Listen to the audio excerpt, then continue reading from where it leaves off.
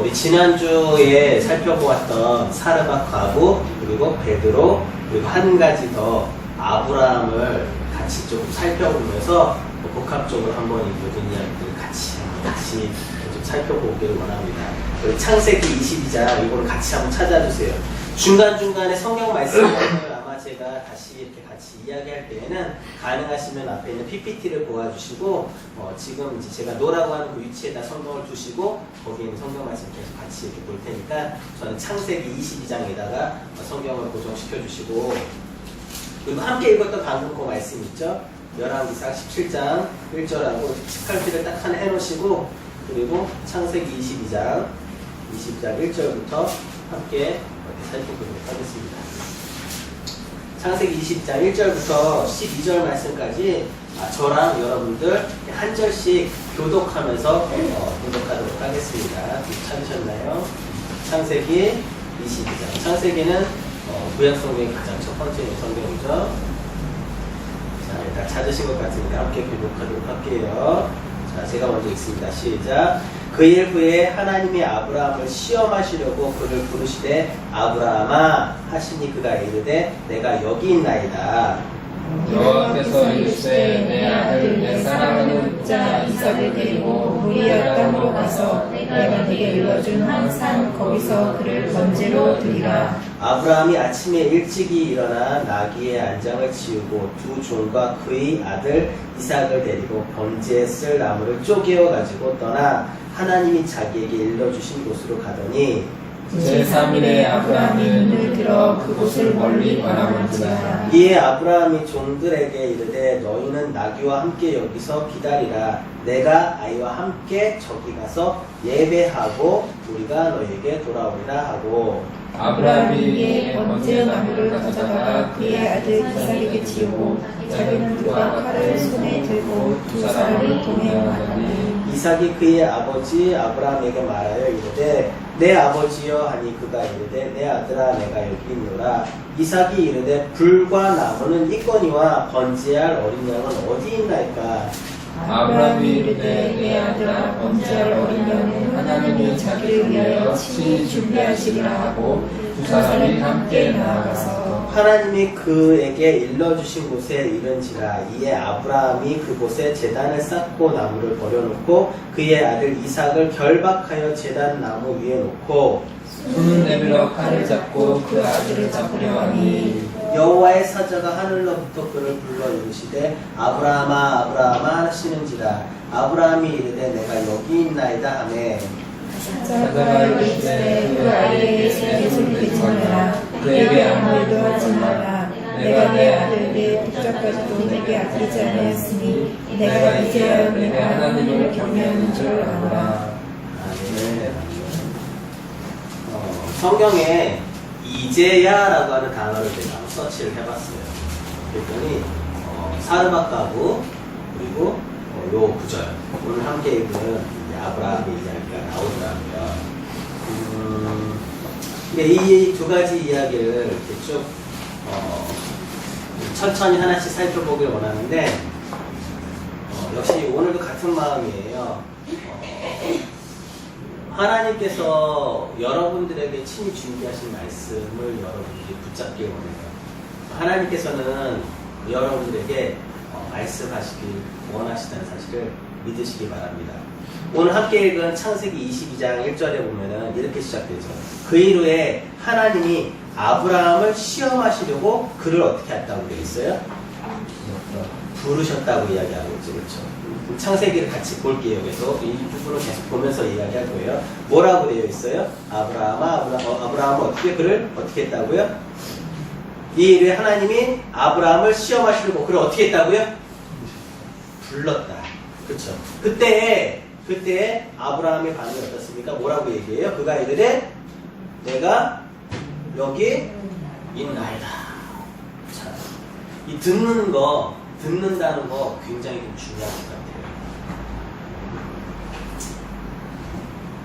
제가 요새 그 학교에서 공부를 하면서 하나의 논문을 좀 보게 되는데 시뮬라크르라고 하는 그런 단어가 있어요. 시뮬라크르. 아마 시뮬라크르라고 하는 단어가 시뮬레이션 하는 그 시뮬과 같은 단어인 것 같긴 해요. 시뮬라크르라고 하는 단어가 무슨 얘기냐면은 하나의 어떤 원본 있잖아요. 자, 보세요. 가족오락관 같은 거 보면은 왜 그 게임을 할 때 한 사람이 그림을 이렇게 한 사람이 이렇게 다 앞에 사람만 볼 수 있는 거예요. 여러 사람이 줄을 서서 있는데 앞에 사람이 바로 다음 사람에게만 이 그림을 하나를 보여줘요. 그럼 그것을 보고 그 다음 사람이 그 그림을 본 것을 어떻게 해요? 기억해서 그림을 그리죠. 그럼 그 다음 사람도 어떻게 해요? 그 그림을 그린 것을 또 다음 사람에게 보여줘요. 그러면은 어떻게 됩니까? 그 다음 사람 그 그림을 보고 또 그림을 그려요. 그렇죠? 그 결국에는 몇 개의 단계를 거치고 나면은 처음 그림과 마지막 그림이 어떻게 해요? 아주 이상한 그림이 되어지죠. 그렇죠? 성경에 보니까 창세기에서 하나님 참 우리에게 많은 걸 주신 것 같아요. 창세기에 보면은 하나님이 우리를 창조하실 때 어떻게 창조하셨다고 했어요? 누구의 형상과 누구의 모양대로 창조하셨다고 했어요? 하나님의 형상과 모양대로 창조하셨다고 되어 있는데 이 아담은 자신의 자손을 누구의 형상대로 낳았다고 되어 있어요? 아담이 자신의 자손인 셋을 낳을 때 어떻게 성경에 기록되어 있냐면은 자기의 형상대로 셋을 낳았다라고 되어 있어요. 그렇죠? 보세요. 하나님의 형상은 원래 하나님이 우리 인간들은 어떤 모습으로 창조하셨냐면은 하나님의 형상, 하나님 모양대로 창조하셨는데 그게 판박이가 복사되면서 어떻게 해요? 누구의 것이 된 거예요? 아담의 것이 되었죠. 그렇죠? 자, 맨 앞사람이 그린 그 그림을 그렸어요. 보고. 근데 그것을 전달해준 그 사람을 보고 그 사람의 그림에 맞는 그것을 해석한 그것을 가지고 그림을 그리게 되잖아요. 그렇죠? 이런 것처럼 새로운 그림에서 새로운 그림으로 넘어갈 때 원본과 다른 그런 사본이 생겨요. 근데 현대 세대가 시뮬라크르라고 하는 이 단어가 무슨 의미냐면은 좀 어려운 이야기들이 있지만 다 빼고 쉽게 얘기하면 이런 거예요. 현실의 어떤 그 본질과는 상관없이 그 본질을 느끼는 누군가가 있어. 근데 그 느끼는 그 사람에게는 그 본질의 어떤 그것과는 상관없이 느낀 그 느낌, 그게 중요하다는 거예요. 그래서 본질과 원래 사실은 이거지만은 이것을 느낀 그 사람의 느낌을 중히 여기는 그 마음. 그래서 그것이 그 사람에게는 현실인 거예요. 이게 이제 몇 단계가 거치면은 어떻게 되냐면은 처음에 의도와는 상관없는 그러한 것을 가지고 있지만은 그 과정 속에서 있는 그 문맥이 굉장히 중시 여겨지는 거예요. 그래서 개인과 개인의 어떤 그런 느낌, 그것을 중요시 여기는 마음, 이런 것들이 현대 사회를 가지고 있는 사상이에요. 이걸 뭐라고 얘기하냐면 포스트 모더니즘이라고 이야기를 해요. 그래서 모더니즘이라고 하는 건 뭐냐면 하나님이 이 땅을 창조하시고 이 땅에 하나님의 어떤 그런 나라를 형성하셔서 하나님 나라 가운데 이 땅이 중세시대 때에는 그 종교다라고 하면 정치다라고 하면은 뭐였었어요? 무조건 하나님의 뜻과 하나님의 나라고 그랬었는데 이게 하나님의 뜻과 하나님의 나라에서 조금 벗어난 과학과 기술을 발견하면서 과학과 기술에는 어떤 원칙이 있고 그 원칙에서 세상이 돌아갈 뿐이지 하나님이 하시는 게 아니다 라고 하는 어떤 그런 사상이 돌기 시작한 것이 바로 이 다원주의, 그래 그 어떤 그런 진화론 내지는 과학 발달이 되어지면서 그런 사상이 이렇게 흘러 들어가기 시작했어요. 그게 바로 뭐냐면은 모더니즘이라고 하는 개념이에요. 그래서 그때는 하나님의 뜻을 어떻게? 하나님의 뜻을 이제는 하나님의 뜻이 아니라 세상은 자연의 만물의 법칙이 있어서 그냥 법칙대로 돌아갈 뿐이야 라고 이야기하면서 하나님을 부정을 했어요. 그렇죠? 근데 이제는 조금 더 발전된 세대는 어떻게 되냐면은 원본과 관계없는 본질과 전혀 관계없는 그 느끼는 그 느낌을 중요시 여긴다는 거예요. 그래서 감각을 굉장히 중요하게 여겨요. 그래서 우리 어린아이들도 SNS나 아니면 게임의 캐릭터를 만드는 것에 굉장히 빠져버리죠. 게임의 캐릭터의 아바타를 내가 얼만큼 예쁘게 꾸미느냐가 마치 자기의 모습인 것 같은 거예요. 그 세계 속에 빠져버리는 거예요. 그것을 중요시 여기는 거예요. 내가 창조한 그 창조물이 나를 대체하는, 나라고 하는 본질은 이 세상을 살아가고 있지만 게임 속에서 나는 왕이 되거든요. 게임 속에서 나는 내 마음대로 할 수 있거든요. 그것을 굉장히 중요시 여기게 되는 거예요. 왜 아이들이 게임에 빠지게 되냐면은 내 마음과 내 뜻대로 할 수 있기 때문에 그런 거예요. 내가 조종하는 대로, 내가 만드는 대로, 내가 꾸미는 대로 그게 무엇이 되냐면 나에게는 현실이 되기 때문에 그 게임에 빠져버리는 거예요. 그리고 아이들이 왜 동영상에 빠지냐면은 그것을 보면서 그것을 느끼는 그것이 마치 내 것이 되어지기 때문에 그렇거든요. 무언가 멋있고 예쁜 것을 보면서 그것이 마치 나의 일부인 것처럼 느끼는 거예요. 그러한 세대를 현재 살아가고 있다는 거예요. 그렇기 때문에 현대의 이 아이들, 우리 현대 사회의 가장 특징이 뭐냐면 듣지 못한다는 거예요. 듣지를 못한다는 거예요. 듣는다는 건 뭐예요? 그냥 말하는 그것을, 본질적인 그것을 그대로 받아들이는 것이 바로 듣는 거예요. 이것을 해석해서 나의 뜻대로, 나의 좋은 대로 받아들여서 그 받아들인 그 문맥, 그 느낌, 그것이 현실이 되는 것이 아니라 듣는다라고 하는 것은 전하는 그것을 그대로 인지하는 것, 정직하게 받아들이는 것, 이게 바로 듣는다는 거예요. 그러기에 듣는다라고 하는 것은 무엇과 관련되어 있냐면 순종과 관련되어 있다는 거예요. 그렇죠? 자, 아빠가 심부름을 시켰어요. 그러면 그 심부름을 어떻게 듣고 행하면 되는 거예요. 그렇죠? 그렇잖아요. 근데 들었어요. 근데 해석을 해요. 아, 이거는 이렇게 해서 이렇게 하는 거라고 하는구나 하고 아이가 아이 뜻대로 하지 않아요. 그래서 왜 이걸 이렇게 했니? 그랬더니 아이가 뭐라고 얘기하냐면은 아, 그것은 이렇게 해서 이렇게 되는 걸로 나는 이해를 했다. 그쵸? 이런 논쟁들을 현대 사회는 굉장히 많이 해요. 그쵸? 있는 것을 있는 그대로 얘기했는데도 그대로 듣는 것이 아니라 어떻게 해요? 그것을 해석한 그대로 자신이 이해했고 그것은 본인들에게 사실이기 때문에 그 사실을 주장하는 거예요. 그렇잖아요. 참 듣는 게 힘든 세대가 돼버렸어요. 모든 게 상황 속에서 완전한 진리라는 게 없어요. 완벽한 진리, 이것은 이것이라고 말할 수가 없어요. 왜냐하면 이렇게 보면 이 모양이고 저렇게 보면 저 모양인데 나는 이렇게 봤는데 이게 이 모양이기 때문에 난 이 모양이 맞아라고 이야기하는 세대이거든요. 지금은요. 그러게 듣기를 참 듣기가 힘든 그런 세대예요. 듣기가 힘든 세대. 듣지를 않아요. 자기식으로 해석을 하지. 있는 그대로 듣지를 못해요. 자, 근데 아브라함에게 하나님이 시험하시려고 뭐라고 하나님 부르세요. 아브라함 부르시잖아요. 그쵸? 그때 아브라함은 어떻게 해요? 내가 여기 있나이다. 뭐예요? 아브라함은 하나님의 음성을 들었어요. 그쵸? 들었을 때는 어떻게 돼요? 반응을 하게 되어 있다는 거예요. 자, 보세요. 이거는 이 듣지 못하는 것은 태초부터 시작된 이야기예요. 자, 생각해 보세요.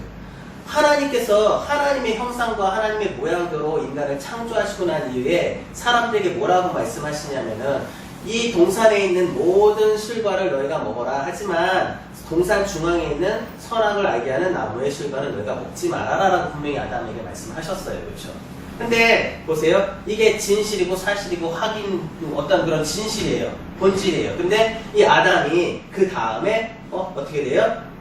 잠들고 혼자 있는 것을 보기에 좋게 아담 혼자서 이렇게 지내는 것이 독초하는 것이 보기에 좋지 않은 그런 상황 속에서 하나님이 이 아담을 재우시고 하와를 어떻게 해요? 갈비뼈와 흙으로 살을 채우시고 만드셨어요. 그러면은 자 보세요. 아담에게 분명히 전달했던 건 뭐예요? 선악을 알게 하는 나무를 과실을 먹지 말아라 였었어요. 그쵸? 근데 어떻게 해요? 그 사실을 아담은 들었어요. 그러면 전달해줘야 되잖아. 그쵸? 좀 전에 식물락도처럼 전달해줘야 되잖아. 그럼 있는 그대로를 전달하고 있는 그대로를 하면은 원본과 다른 똑같은 그냥 현재의 그냥 사실과 똑같은 상황이 그대로 전달이 되어줘야 될 것인데 그것이 아니라 어떻게 된 거예요? 뭔가 이 잘못된 해석, 이게 잘못되어졌어요. 그래서 창세기 3장 6절을 보니까 한번 볼게요. 틀어줘 보세요. 창세기 3장 6절에 보니까 이렇게 써있어요. 자, 한번 읽어볼까요? 자, 보세요. 시작. 여자가 그 나무를 본즉 먹음직도 하고 보암직도 하고 지혜롭게 할 만큼 탐스럽기도 한 나무인지라 여자가 그 열매를 따먹고 자기와 함께 있는 남편에게도 주매 그거 먹으라. 자, 보세요. 하나님께서 분명히 따먹지 말라고 한 그 열매를, 나무가시 열매를, 그쵸? 어떻게 돼요? 따먹지 말아라 라고 하는 것은 명령이에요. 그쵸? 하나님 하신 말씀이에요. 말씀이란 말이에요. 하지 마! 라고 하면 하지 말아야 되는 게 어떻게 해요? 그 것을 듣는 자가 어떻게 해요? 행해야 될 모습인 거잖아요. 예배 시간에는 집중해라 라고 하면 어떻게 해? 예배 집중해서 들어라 그러면 어떻게 해야 돼? 예배 집중해서 들어야지. 근데 사실은 어저께요 잠을 좀 늦게 자서요. 이게 우리의 모습이란 말이에요. 그냥 하지마 라고 하지 말아야 돼요. 하나님 말씀하시면 들어야 돼요. 근데 들을 수가 없는 사람들 듣지를 못해요. 그리고 아담에게 분명히 따먹지 말아라고 하는 그 선악에 알게 하는 나무를 따먹지 말아야 되는데 어떻게 결국에는 뭐라고요? 우리는 알고 있어요. 그렇죠? 하와가 뱀이 이 동산에 있는 모든 실과를 먹지 말라고 하더냐? 라고 했을 때 하와가 뭐라고 얘기해요? 아니요 그렇지 않아요 하면서 뭘 봐요? 선악을 알게 하는 나무를 보면서 뭐라고 얘기하냐면은 하나님 말씀에 보지도 말고 만지지도 말라 라고 이해를 하고 있어요. 그렇죠? 아담에게 하나님께서 하신 말씀은 뭐였냐면은 모든 과일을 먹어라. 이 동산에 있는 마음대로 네 과일을 먹어라. 하지만은 선악을 알게 하는 그 나무는 먹지 말아라 그랬지 만지지도 말고 보지도 말라고 하지 않았어요. 동산의 중앙에 있는 그 실과 나무는 어떻게 동산의 중앙에 있었기 때문에 늘 볼 수 있었어요. 그렇죠? 늘 보았던 거예요. 늘 보아왔던 그 선악을 알게 하는 나무였어. 근데 뱀이 어디에 집중을 하게 만들어요? 아무것도 먹지 말라고 하대? 라고 하니 뭐라고 해요? 아니거든요. 다 먹으라고 했거든요. 그러니 뭐라고요? 먹지 말라고 한 그 하나에 집중되게 된 거예요. 그 보니 전에는 몰랐는데 이제는 보니까 어떻게 해요? 먹음직스럽고 보암직스러운 그런 게 돼버린 거예요. 그러니 어떻게 그것을 따먹으면 지혜롭게 할 만큼 하나님처럼 지혜롭게 할 만큼 탐스러운 열매를 따먹고 결국에는 어떻게 해요? 아담에게도 주었다는 거죠. 그리하니 자 보세요. 그리하니 자, 사람의 반응 자 보세요. 하나님 말씀 뭐라고 얘기했냐면 하지마 라고 얘기했어요. 근데 그것을 거역한 인간의 모습이 어떠냐? 창세기 3장 9절부터 10절까지 보여주세요. 인간의 모습이 어떠냐? 자 시작. 여호와 하나님이 아담을 부르시며 그에게 이르시되 내가 어디 있느냐? 자 보세요. 하나님이 어떻게 해요? 인간을 아담을 어떻게 해요? 부르세요. 그쵸? 부르세요. 하나님 부르세요. 인간을. 그때 어떻게 해요? 그 10절 시작. 이르되 내가 동산에 하나님의 소리를 듣고 내가 벗었으므로 두려워하여 숨었나이다. 자 보세요. 말을 듣지 않은 아들들은 아빠가 불렀을 때 어떡할까? 도망을 가겠죠. 제가 어렸을 때 그러니까 청님이 여기 계시지만은 청님과 저는 성격이 좀 많이 달랐어요. 집에 뭐죠? 오징어채 반찬하면 되게 맛있는 그 오징어채를 장롱 위에다 이렇게 올려놓으셨어요. 근데 그거를 먹으려면은 우리는 키가 안 되잖아요. 형님과 저는. 그러면 어떻게 됐겠어요? 이제 한 사람은 무릎 꿇고 이 등을 내줘야 되고 한 사람은 밟고 올라가서 그 오징어채를 꺼내야 되잖아요. 그러면은 누가 그 밑에 깔려서 발에 밟히고 누가 올라가서 그거를 꺼냈을까? 뭐 어쨌든 간은 그래서 이제 그걸 꺼내서 이렇게 얌얌 조금씩 하나는 맨 처음에 조금만 먹어보지만은 어떻게 그게 너무 맛있으니 어떻게 해요? 또 가서 또 이렇게 만지게 되고 결국에는 표가 안 나겠다라고 했던 것이 어떻게 해요? 결국에는 표가 나는 상황이 되죠. 그거 어떻게 되겠어요? 그게 이제 할 수 없는 일을 했으니 혼날 일을 했으니 먹지 말아라라고 하는 것은 분명하게 이제 뭐 그러니까 장롱 이렇게 높은 데다 올려놓으셨겠죠. 먹지 못하게 하려고. 하지만 그걸 먹었어요. 그때 어떻게 해요? 이제 그 사실이 들통이 난 거야. 그래서 이제 혼이 나야 되는 상황이잖아요. 그러면은 자 형님 같은 경우는 주랭랑 도망을 가요. 빗자루를 딱 드시면은 도망을 벌써 딱 가요. 근데 저는 어떻게 하느냐? 가서 앵겨요. 안겨요. 그러면 저는 어때요? 안기잖아. 더 혼나죠. 울면서 안기니까. 근데 저기 도망가잖아요. 끝까지 불러다 나중에 혼나죠. 그쵸? 사람마다 이 반응은 조금씩 다르지만 어쨌든간 들어라라고 하는 그 명령에 순종하지 못했을 때 찾아오는 첫 번째 모습은 바로 두려워한다는 두려워해서 나타나는 반응들은 여러 가지가 있을 수 있어요. 그쵸? 오늘 아담 같은 경우에는 어떻게 숨었다고 그랬잖아요. 숨었다고. 그쵸? 그리고 우리가 혹시 기억할지 모르겠지만은 베드로가 찾아오신 주님 께서 깊은 곳에 그물을 던져라라고 했었을 때 그물을 던지죠. 그리고 그물이 찢어질 정도로 많은 물고기를 잡았어요. 그리고 그것을 끌어올리는 과정 속에서 배에 가득 채서 이 배가 가라앉을 정도의 기적을 체험한 베드로가 예수님께 처음 한 이야기가 뭐였냐면 주님, 나를 떠나소서, 나는 죄인입니다. 그렇죠? 그 마음 안에는 무슨 마음이 있었어요? 두려워하는. 그렇지? 두려워하는 마음이 기본적으로 내재되어 있다는 거예요. 이게. 하나님을 만나는 우리의 모습 속에는 하나님의 그 음성을 듣는 것에 대한 두려움을 우리는 가지고 있다는 거예요. 왜냐하면 우리 안에 무엇 때문에? 죄 때문에, 죄의 속성 때문에 하나님을 본질적으로 두려워한다는 거예요.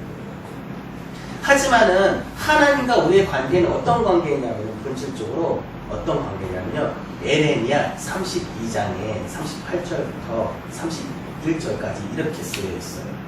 한번 볼게요. 에레미야 앞에 보면서 함께 읽습니다. 자, 시작. 그들은 내 백성이 되었고 나는 그들의 하나님이 될 것이며 내가 그들에게 한 마음과 한 귀를 주어 자기들과 자기 손의 복을 위하여 항상 나를 경외하게 하고 내가 그들에게 주기를 위하여 그들을 떠나지 아니하리라. 나는 영원한 언약을 그들에게 세우고 나를 경외함을 그들의 마음에 두어 나를 떠나지 않게 하고. 41절까지 시작. 내가 기쁨으로 그들에게 복을 주되 분명히 나의 마음과 정성을 다하여 그들을 이 땅에 심으리라. 이 땅을 우리가 살아가는 동안 뭐라고 되어 있어요? 이 땅에 심으리라. 하나님께서는 우리를 복받게 하시길 원하신다는 거예요. 하나님의 백성으로 이 땅을 살아가길 원하신다는 거예요. 근데 그 복이 무엇이냐에 대해서는 한번 다시 살펴보긴 해야 돼요. 그렇죠? 우리는 복을 받기를 원해요. 근데 최소한 우리가 하나님이 우리의 백성, 우리는 하나님의 백성이 되고 우리의 하나님이 되시길 원하신다는 거예요. 그리고 우리와 함께 있는 우리 후손들에게 하나님은 떠나지 아니하시고 어떻게 해요? 영원한 약속을 두어서 하나님을 경외하는 마음을 가지고 그 하나님 앞에 살아가게 하시기를 원하는 것이 바로 하나님의 뜻이라는 거예요. 자, 보세요. 근데 그런 하나님이 자, 보세요. 말씀을 하세요. 뭐라고 말씀하세요? 자, 오늘 함께 본 창세기에 보니 자, 2절 한번 볼까요? 펴있죠? 자, 시작. 여호와께서 이르시되 내 아들 내 사랑하는 독자 이삭을 데리고 모리아 땅으로 가서 내가 내게 일러준 한 산 거기서 그를 어떻게 하라고요? 던지랍니다. 자, 보세요. 그 하나님, 말씀하시는 하나님, 그리고 듣는 우리들, 그쵸? 그 음성을 듣는 우리들, 응답하는 우리들, 그쵸? 우리들이 있어요. 오늘 함께 보신 말씀 속에 보면은 아브라함이 하나님의 음성을 듣습니다. 하나님은 아브라함을 찾아요.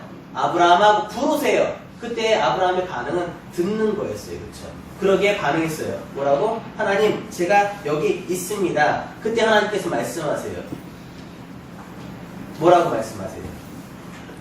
내 사랑하는 아들을 어디로 데려가서? 모리아 땅으로 데려가서 어떻게? 나를 위하여 번제로 드려라. 번제로 드려라. 자, 보세요. 이게 말이 됩니까? 나 성경을 읽을 때마다 진짜 말이 안 되는 일이 너무나도 많아. 그쵸? 이해할 수가 없어요. 사르밧 가보에게 찾아온 엘리야가, 그리고 이 엘리야는 분명히 하나님께서 뭐라고 얘기했냐면 오늘 함께 읽었지만은 너를 위하여 너에게 먹을 것을 줄 그 여인 주라고 하였다 라고 얘기했어요. 그쵸? 이 엘리야는 어떻게 해요? 그 말을 듣고 시돈 땅 사르밧 과부에게 갔어요. 그렇잖아요. 근데 이 엘리야가 이 사르밧 과부에게 뭐라고 얘기합니까? 내가 목이 마르니 물을 가져와라. 좋아, 물은 그렇다 쳐요. 근데 이 사르밧 과부가 뭐하고 있었어요 지금? 이제 마지막 남은 가루 조금, 그 기름 조금을 가져다가 이 불을 떼고, 그 불을 떼서 그것을 밥을 해서 먹고 떡을 해서 먹고 이제 죽겠다. 죽을 거야 라고 하는 그 마지막 그것을 위해 장작을 줍고 있는 그때에 엘리야가 나타나서 뭐라고 이야기하냐면은 나를 위해 물 좀 가져와라. 그리고 한 가지 더 나를 위해 떡을 한 주먹 갖고 와라 라고 얘기하는 거예요. 그때 사르밧가부가 뭐라고 얘기합니까? 내가 하나님을 두고 맹세하지만은 이제 먹을 게 없습니다. 난 이거 먹고 죽으려고 합니다. 라고 할 때 이 엘리야가 뭐라고 얘기해요? 그래, 네 마음대로, 네 뜻대로, 네가 생각한 대로, 네가 하려고 하는 대로 그래, 해. 근데 일단은 어떻게 하라고 해요? 나 위에 떡을 가져서 먹게 해라. 그쵸? 그렇잖아요. 아니 말이 돼? 떡이 없다니까요. 이제 없어요. 이거 먹으면 이제 죽는 거예요. 이건 없는 거예요. 근데 뭐라고 얘기하냐면 그 다음에 하래요. 근데 결과를 보세요. 어떻게 됐어요? 계속 떡을 먹었잖아요. 그쵸? 엘리야의 말대로 떡을 계속 먹었어요. 우리의 현실은 이래요. 아니 말이 안 되는 거예요. 아니 다시 번제로 드리래요. 이게 말이 됩니까? 말이 되지가 않아요. 이해가 되지가 않아요. 하나님의 음성을 들었는데 이해가 되지 않는 말씀을 하세요. 하라는 거예요. 아니 밤새도록 수고해서 그물을 던져봤지만은 물고기 한 마리, 피레미 한 마리도 잡을 수가 없었어요. 근데 던지라는 거예요. 던지라는 거예요. 던졌어요. 그러니 어때요? 잡혔잖아요. 봤잖아요. 놀랐잖아요. 그 놀라운 광경 속에서, 그 놀라운 상황 속에서 베드로가 느꼈던 거는 무엇이냐면요. 바로 저는 이해가 안 됐어요. 왜 베드로가 기적을 보았는데, 기적을 보았으면은 다른 사람들처럼 예수님은 기적을 행하시는 분이니까 다른 무리들처럼 쫓아다니면서 그 기적을 더 보려고 어떻게 해서든 붙어있지 않았겠어요? 게레산에 갈릴리 호수에 무리들이 모여 있었어요. 그 무리들을 예수님께서 가르치셨어요. 그렇잖아요. 그 무리들은 왜 예수님을 따라다녔습니까? 예수님의 기적을 맛본 사람들이었어요. 예수님이 떡 5개와 물고기 2마리로 5,000명을 먹이고 3,000명을 먹이시는 기적을 보았던 무리들이에요. 그 무리들은 따라다녔어요. 예수님을. 기적을 보기 위해서 따라다녔어요. 근데 한낱 배 어부, 이 어부의 배에 오르신 예수님, 어쨌든 잘은 모르겠지만은 나는 이 어부로서 밤새도록 이 밤새 그 물고기를 던졌고 상식으로는 밤에 물고기에게 그물을 던져야지 그물이 잡힐 것이며 밤이 되어서 물고기들이 이렇게 좀 떠 올라와야지 그래야지 잡히겠는데 깊은 곳에다가 난 힘들어 죽겠는데 그래도 물고기에게 그물을 깊은 곳에서 던져라 라고 하는 그 말을 듣고 베드로는 어쨌든간 그 선생님이신 방금까지 가르치는 모습을 보았던 그의 말씀에 의지하여 어떻게 해요? 순종. 그 말을 들었잖아요. 이해는 할 수는 없지만은, 알 수는 없지만은 내 계산과 내 사고와 내 가치관과 내 환경은 그게 아닐지라도 들었잖아요. 들었기에 어떻게 해요? 순종을 한 그 베드로. 그 순종한 그 베드로가 느낀 그 하나님의 역사 속에서 베드로가 느꼈던 마음은 하나였어요. 뭐냐 바로 두려움입니다. 두려웠어요. 마치 아담이 그리고 하와가 선악을 알게 하는 나무를 따먹지 말아라 했었을 때 그것을 따먹고 하나님 부르시죠. 아담아 어디 있느냐? 라고 했었을 때 이 아담과 하와는 어떻게 해요? 숨었어요. 왜냐하면 두려워.